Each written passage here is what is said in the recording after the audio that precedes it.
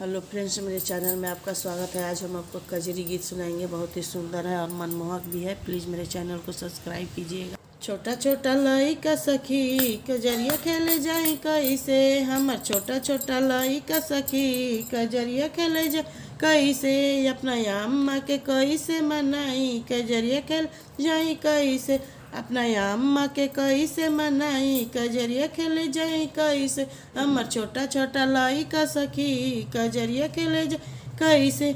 बैठ के दुअरिया अम्मा हु का पिया तू है, बैठ के दुअरिया अम्मा हु का पिया तू है, अपने त पिए साथे ससुरों के पियावे, अपने त पिए साथे ससुरों के पिया, सबके सेवा करत हम बानी कजरिया खेले जाई कैसे, सबके सेवा करत हम बानी कजरिया खेले जाई कैसे, छोटा छोटा लइका सखी कजरिया खेले कैसे, हमर छोटा छोटा लइका सखी कजरिया खेले जाए कैसे।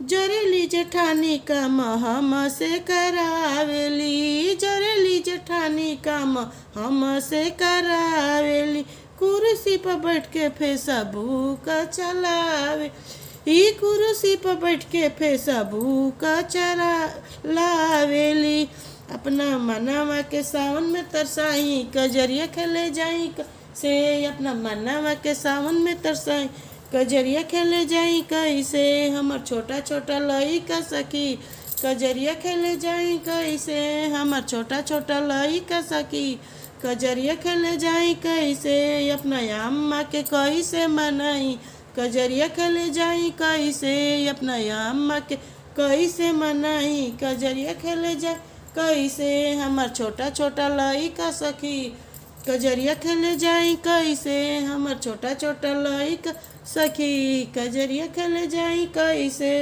प्लीज़ मेरे चैनल को लाइक कीजिएगा, शेयर कीजिएगा, सब्सक्राइब कीजिएगा, बेल आइकन को प्रेस कीजिएगा।